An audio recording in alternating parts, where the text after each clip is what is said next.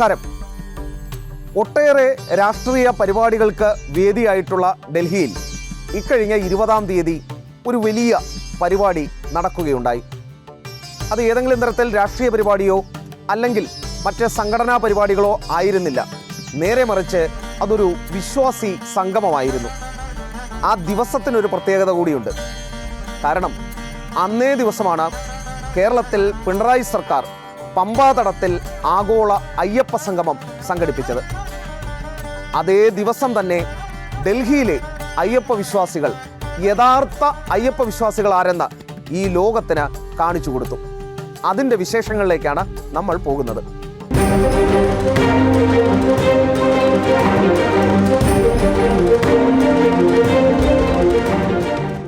ആദ്യം RK പുരം അയ്യപ്പ ക്ഷേത്രത്തിലും പിന്നീട് മയൂർ വിഹാർ ക്ഷേത്രത്തിലും നടന്ന ഇതിൻ്റെ പ്രാഥമിക ആലോചനകൾക്ക് ശേഷം ശ്രീ ബാബു പണിക്കർ ചെയർമാനായി ഒരു സംഘാടക സമിതിക്ക് രൂപം നൽകി. ഏതാണ്ട് 32-ലധികം സംഘടനകൾ അതിനെ പിന്തുണ പ്രഖ്യാപിച്ചു. ഇതിലെ ഏറ്റവും പ്രധാനപ്പെട്ട കാര്യം എന്താണെന്നാൽ കേരളത്തിൽ SNDPയും NSSും അടക്കമുള്ള സംഘടനകൾ ഈ സർക്കാരിനൊപ്പം നിന്നെങ്കിൽ ഡൽഹിയിലെ 10-ലധികം സമുദായ സംഘടനകളും 17-ലേറെ ക്ഷേത്ര സമിതികളും ഡൽഹി അയ്യപ്പ ഭക്ത സംഗമത്തിന് സമ്പൂർണ്ണ പിന്തുണ പ്രഖ്യാപിച്ചു എന്നുള്ളതായിരുന്നു അതിലെ ഏറ്റവും പ്രധാനപ്പെട്ട കാര്യം. നമ്മളെല്ലാവരും കൂടെ ചേർന്ന് ഒരേ മനസ്സോടെ അയ്യപ്പൻ എന്നുള്ള ആ ദിവ്യശക്തിയുടെ അത് മനസ്സിൽ ധ്യാനിച്ചുകൊണ്ടാണ് നമ്മൾ ഈ പ്രവർത്തനങ്ങളെല്ലാം ചെയ്യുന്നത്. ഇതിനകത്ത് നമ്മളെല്ലാവരും തുല്യത തന്നെയാണ്.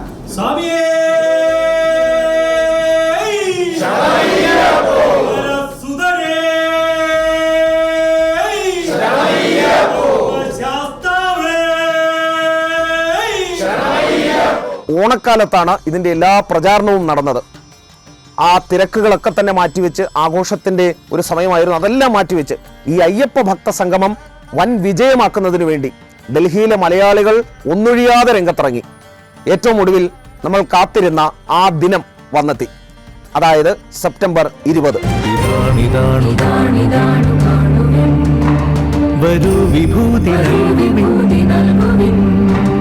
മഹാടവി തടങ്ങളിൽ വിരാട ഹിന്ദു സംഗമം. രാവിലെ പമ്പാതടത്തിൽ സർക്കാർ നടത്തിയ പരിപാടിയിൽ വലിയ തോതിൽ ആളുകളുടെ കുറവ് മാധ്യമങ്ങൾ തന്നെ നേരിട്ട് ആ ദൃശ്യങ്ങൾ സഹിതം റിപ്പോർട്ട് ചെയ്തിരുന്നു. തൊട്ടു പിന്നാലെ വൈകിട്ട് നടക്കുന്ന പരിപാടിയിൽ എങ്ങനെയാകും വിശ്വാസികൾ എത്തിച്ചേരുക, വിശ്വാസികൾ കൂടുതലുണ്ടാകുമോ, നമ്മൾ പറഞ്ഞതുപോലെ ഒരു പങ്കാളിത്തം ഉണ്ടാകുമോ, അങ്ങനെ ഒരുപാട് ചോദ്യങ്ങൾ ഡൽഹിയിലെ തന്നെ മാധ്യമങ്ങളുടെ ഭാഗത്തുനിന്നും പല ഘട്ടങ്ങളിലായി വന്നിരുന്നു.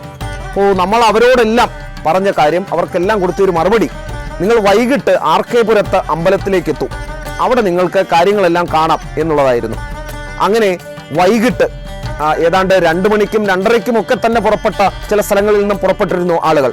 അങ്ങനെ വൈകുന്നേരമായപ്പോൾ വിവിധ മേഖലകളിൽ നിന്നും ശരണം വിളികളോടെ ആളുകൾ സ്വമേധയാ വാഹനങ്ങളൊക്കെ ബുക്ക് ചെയ്ത് നേരെ RK പുരത്ത് ക്ഷേത്രത്തിലേക്ക് എത്തിത്തുടങ്ങി. വിപത്തിനെ തടുക്കുവാൻ അടുത്തു നിൽക്കും അർജുന, രചിക്കയാണവർ മഹാചരിത്രമെന്നു നിർണയം. 5:45 പരിപാടി RK പുരത്ത് ക്ഷേത്രത്തിൽ ശരണം വിളികളോടെ ആരംഭിച്ചു. RK പുരം ക്ഷേത്രത്തിൻ്റെ പ്രസിഡന്റ് കൂടിയായ ശ്രീ അജിത് കുമാർ, അദ്ദേഹമാണ് സ്വാഗതം പറയുകയുണ്ടായത്. തൊട്ടു പിന്നാലെ ചടങ്ങിൻ്റെ അധ്യക്ഷൻ കൂടിയായ ശ്രീ ബാബു പണിക്കർ, അദ്ദേഹത്തിൻ്റെ ഭാഗത്തു നിന്നും എന്താണ് നമ്മൾ ഉദ്ദേശിക്കുന്ന പരിപാടി എന്നുള്ളതിൻ്റെ ഒരു ചെറിയ വിവരണം അവിടെ അദ്ദേഹം നടത്തുകയുണ്ടായി. 2018 നടന്ന സംഭവങ്ങൾ നമുക്ക് മറക്കാൻ സാധിക്കുമോ? 2020 വിധി വരുന്നത് വരെ എന്തൊക്കെ പുകിലുകളായിരുന്നു നമ്മൾ അനുഭവിച്ചത്. തീർച്ചയായിട്ടും അതിനെല്ലാം അയ്യപ്പസ്വാമി എല്ലാത്തിനും ഒരു പരിഹാരം കണ്ടിട്ടുണ്ട്. നമ്മൾ ഏത് രീതിയിലാണോ എങ്ങനെയൊക്കെ ചെയ്തോ അവർക്ക് തന്നെ പ്രായശ്ചിത്തം ചെയ്യേണ്ടി വരും. കാരണം ഏത് പാവകർമ്മം ചെയ്താലും ഏതൊരാൾക്കും പ്രായശ്ചിത്തം വരണമെന്ന് നമ്മുടെ ധർമ്മത്തിൽ പറയുന്നുണ്ട്. ആ പ്രായശ്ചിത്തമാണ് ഇന്ന് അവിടെ നടന്നത്. തീർച്ചയായിട്ടും അതിനെ സ്വാഗതം ചെയ്യുന്നേ ഉള്ളൂ. തീർച്ചയായിട്ടും തൊട്ടു പിന്നാലെ ഓരോ പ്രമുഖരായി സംസാരിച്ചു തുടങ്ങി. ഇന്ന് കേരളത്തിൽ നടന്ന അവിശ്വാസികളുടെ ഒരു സംഗമവും ഡൽഹിയിൽ ഇന്ന് നടക്കുന്ന വിശ്വാസികളുടെ സംഗമവും തമ്മിലുള്ള ഒരു വലിയ വ്യത്യാസം നമ്മളിവിടെ കാണുന്നുണ്ട്. അവിടെ എത്ര പേര് വന്നു എന്നുള്ളത് നമ്മൾ ജനം ടി വിയിലൂടെ നോക്കിക്കണ്ടാൽ അറിയാൻ സാധിക്കും. വലിയ വീമ്പിളക്കിക്കൊണ്ട് കാടിളക്കി സകല സർക്കാർ ഉദ്യോഗസ്ഥരെയും ഇറക്കിക്കൊണ്ട് വന്നാണ് അവിടെ ഒരു സമ്മേളനം നടത്തിയത്, അല്ലാതെ ഭക്തന്മാരല്ല വന്നത്. അതിൽ മുഖ്യപ്രഭാഷണം നടത്തിയ ശക്തിശാന്താനന്ദ മഹർഷി, അദ്ദേഹം ചെങ്കോട്ടുകോണം ശ്രീരാമദാസാശ്രമത്തിൻ്റെ ഇപ്പോഴത്തെ അധ്യക്ഷൻ കൂടിയാണ്. അദ്ദേഹത്തിൻ്റെ പ്രസംഗം എന്ന് പറയുന്നത് ഡൽഹി മലയാളികളെ സംബന്ധിച്ചിടത്തോളം ഒരു പുതിയ അനുഭവമായിരുന്നു. തീപ്പൊരി പറക്കുന്ന വാക്കുകൾ എന്ന് പറഞ്ഞാൽ അത് മതിയാകില്ല, അത് കേട്ടു നോക്കേണ്ടത് തന്നെയാണ് എന്ന കാര്യത്തിൽ രണ്ടഭിപ്രായമില്ല. വോട്ടിന്റെ അടിസ്ഥാനത്തിലാണ് ഇവിടെ ഏത് വായി നോക്കിയാണ് ഭരിക്കേണ്ടാത്തത് എന്ന് നമ്മൾ തീരുമാനിക്കേണ്ടത്. ഇവിടുത്തെ പടുവിഡ്ഢികളെ കസേരയിൽ കയറ്റിയിരുത്തിക്കൊണ്ട് അവനൊക്കെ പറയുന്നതൊക്കെ വിഴുങ്ങാതെ അല്ല ചവയ്ക്കാതെ വിഴുങ്ങുന്ന ഒരു സമ്പ്രദായത്തിന് അറുതി വരുത്തണമെങ്കിൽ അതിന് നമുക്ക് വോട്ട് ആവശ്യമാണെന്നുള്ളത് കൊണ്ട് ഇവിടുത്തെ സർവ്വ സന്യാസിമാരോടും ഞാൻ പറയാൻ പോവുകയാണ്, വോട്ട് ചെയ്യണം, സന്യാസി വോട്ട് ചെയ്യണം. ഇവിടുത്തെ പോളിംഗ് ബൂത്തുകളിൽ ഇവിടുത്തെ സന്യാസിമാർ വന്ന് വോട്ട് ചെയ്യണം. ഇല്ലെങ്കിൽ പേപ്പട്ടികൾ നമ്മളെ കടിക്കും, പേപ്പട്ടികൾ കസേരയിൽ ഭരിക്കും. അത് പാടില്ല. സിംഹക്കുട്ടികൾ നമ്മുടെ രാജ്യത്തെ കാക്കുവാനുണ്ടാകട്ടെ. അതിന് ഇത്തരത്തിലുള്ള അയ്യപ്പ സമ്മേളനങ്ങൾ, മഹാസംഗമങ്ങൾ പ്രയോജനപ്പെടും. ഇതിനിടെ ആ പരിപാടിയിലേക്ക് ന്യൂഡൽഹി ലോക്സഭാ അംഗം കൂടിയായ ബാംസുരി സ്വരാജ് കടന്നെത്തി. ഒപ്പം RK പുരത്തിൻ്റെ MLA അനിൽ ശർമ്മയും വന്നു. വലിയ ശരണം വിളികളോടെയാണ് ഇരുവരെയും ആ വേദിയിലേക്ക് സ്വീകരിച്ചത്. സുഷമ സ്വരാജിൻ്റെ മകൾ എന്ന രീതിയിൽ മലയാളി സമൂഹത്തിന് വലിയ സ്നേഹം, ആദരവ് ആ ബാംസുരി സ്വരാജിനോടുണ്ട് എന്നുള്ളതും ആ ഘട്ടത്തിൽ തെളിഞ്ഞു നിന്നു. കാരണം ബാംസുരി സ്വരാജിൻ്റെ പ്രസംഗം അത് ഓരോ അയ്യപ്പ ഭക്തനെയും കോരിത്തെരിപ്പിക്കുന്നതായിരുന്നു. ശരിക്കും സുഷമ സ്വരാജിൻ്റെ അതേ ശൈലി, സുഷമ സ്വരാജിൻ്റെ അതേ പ്രസംഗ പാടവം ആ ബാംസുരി സ്വരാജിൽ കാണാൻ സാധിച്ചു എന്നുള്ളതാണ്. ശരണം വിളികളോടെയാണ് അവിടെ ഇരുന്ന ഓരോ ഭക്തരും ഈ പ്രസംഗത്തെ കേൾക്കുകയുണ്ടായത്. यानी ब्रह्मा जी का कमंडल, भगवान नारायण का सुदर्शन चक्र और देवादिदेव महादेव का त्रिशूल, इन तीनों की शक्तियों को एक साथ धारण करने की शक्ति अगर कोई रखता है तो वो माँ दुर्गा रखती है. ये जेंडर इक्वालिटी हमें सिखाएंगे. And in the name of equality, in the name of protection of rights, nobody, and I say this again, nobody has the right to desecrate our faith. ഈ പരിപാടിയുടെ ഏറ്റവും പ്രധാനപ്പെട്ട ഒരു ഭാഗം പ്രമേയാവതരണമായിരുന്നു. അതായത് സർക്കാരിന് മുൻപാകെ, അത് കേന്ദ്ര സംസ്ഥാന സർക്കാരുകൾക്ക് മുൻപാകെ വയ്ക്കാനുള്ള 3 ആവശ്യങ്ങളടങ്ങിയ പ്രമേയം. അത് പരിപാടിയുടെ ജനറൽ കൺവീനർ കൂടിയായ ശ്രീ MD ജയപ്രകാശ് ആ വേദിയിൽ വെച്ച് വായിച്ചു. അത് എന്താണ് യഥാർത്ഥ അയ്യപ്പ വിശ്വാസികൾ ആഗ്രഹിക്കുന്നത് എന്നുള്ളത് കൃത്യമായി തന്നെ സർക്കാരിന് ബോധ്യപ്പെടുന്ന രീതിയിൽ അവതരിപ്പിക്കാൻ അദ്ദേഹത്തിനായി. അതും നിറഞ്ഞ കയ്യടികളോടെയും ശരണം വിളികളോടെയുമാണ് ഓരോ അയ്യപ്പ വിശ്വാസിയും, അവിടെ ഉണ്ടായിരുന്ന ഓരോ അയ്യപ്പ വിശ്വാസിയും അതിനെ ശ്രവിക്കുകയുണ്ടായത്. ശബരിമല ക്ഷേത്രത്തിൻ്റെ സംരക്ഷണം ഉറപ്പാക്കണമെന്നാവശ്യപ്പെട്ട് ഭക്തസംഗമം പ്രമേയം അവതരിപ്പിക്കുകയാണ്. ശബരിമലയിൽ പണത്തിൻ്റെ പേരിൽ ഭക്തരെ വേർതിരിക്കുന്ന നടപടി റദ്ദാക്കണം. 2018 ആചാര സംരക്ഷണത്തിനായി നാമജപം നടത്തിയ ഭക്തർക്കെതിരെ എടുത്ത കള്ളക്കേസുകൾ പിൻവലിക്കണം. ശബരിമല ദേശീയ തീർത്ഥാടന കേന്ദ്രമായി പ്രഖ്യാപിച്ച് സംരക്ഷിക്കണം. ഈ 3 ആവശ്യങ്ങൾ ഉന്നയിച്ചുകൊണ്ടുള്ള പ്രമേയം ഭക്തസംഗമം ശരണം വിളിയോടെ പാസാക്കണമെന്ന് അഭ്യർത്ഥിക്കുന്നു. സ്വാമിയേ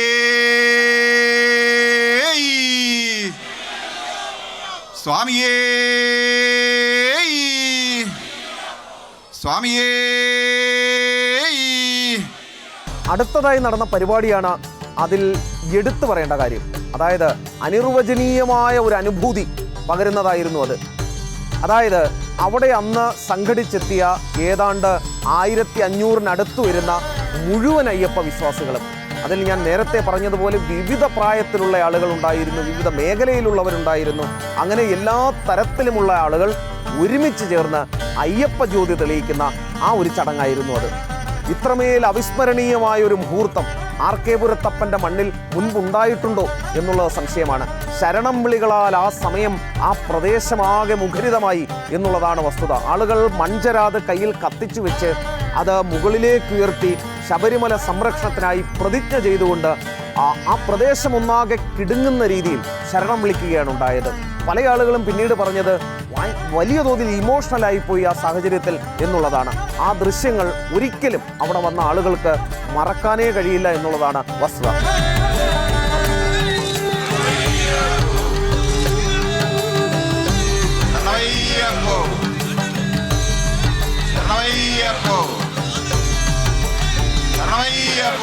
അഞ്ചരയ്ക്ക് ആരംഭിച്ച പരിപാടി അവസാനിപ്പിക്കുമ്പോൾ ഏതാണ്ട് സമയം 8 മണി പിന്നിട്ടിരുന്നു. പലരും 2:30-ക്കൊക്കെ തന്നെ വീട്ടിൽ നിന്നും വന്നവരാണ്. പക്ഷേ ഈ പരിപാടി തുടങ്ങി ആദ്യ അവസാനം അവിടെ തന്നെ ഉറച്ചു നിന്ന് ശബരിമല സംരക്ഷണത്തിന് വേണ്ടി, കാനനവാസന് വേണ്ടി തങ്ങളുടെ സമയം അർപ്പിച്ച ആളുകളെയാണ് നമുക്കവിടെ പൂർണ്ണമായും കാണാൻ സാധിച്ചത്. അതേസമയം അന്നേ ദിവസം രാവിലെ നമ്മൾ കണ്ടത് ഒഴിഞ്ഞ കസേരകളുടെ ഒരു നീണ്ട നിരയാണ്. യഥാർത്ഥ ഭക്തരാരെന്നും യഥാർത്ഥ ഭക്തരുടെ വികാരമെന്തെന്നും ഡൽഹിയിൽ ഈ രാജ്യ തലസ്ഥാനത്തെ വിശ്വാസികൾ സർക്കാരിനും മുഖ്യമന്ത്രി പിണറായി വിജയനും കാണിച്ചു കൊടുത്ത മണിക്കൂറുകളാണ് RK പുരം ക്ഷേത്രത്തിൽ കടന്നുപോയത് എന്ന് പറയാതിരിക്കാൻ സാധിക്കില്ല. കാരണം അവർക്ക് ഏറ്റവും അവസാനം ഈ പരിപാടി അവസാനിച്ച് അവർക്കെല്ലാം ഭക്ഷണ വിതരണം നടത്തി അവർക്ക് വീടുകളിലേക്ക് പോകേണ്ട വാഹനങ്ങൾ വന്ന് നിന്നപ്പോഴാണ് പൂർണ്ണമായും അവിടെ നിന്നും ആളുകൾ എല്ലാവരും പിരിഞ്ഞുപോയത്. ആ പിരിഞ്ഞു പോകുന്ന ഘട്ടത്തിൽ പോലും ഓരോരുത്തരും ശരണം വിളികളോടെയാണ് അവിടെ നിന്നും പോയത് എന്നുള്ള കാര്യം കൂടി ഈ ഘട്ടത്തിൽ നമ്മൾ ഓർത്തു പോവുകയാണ്.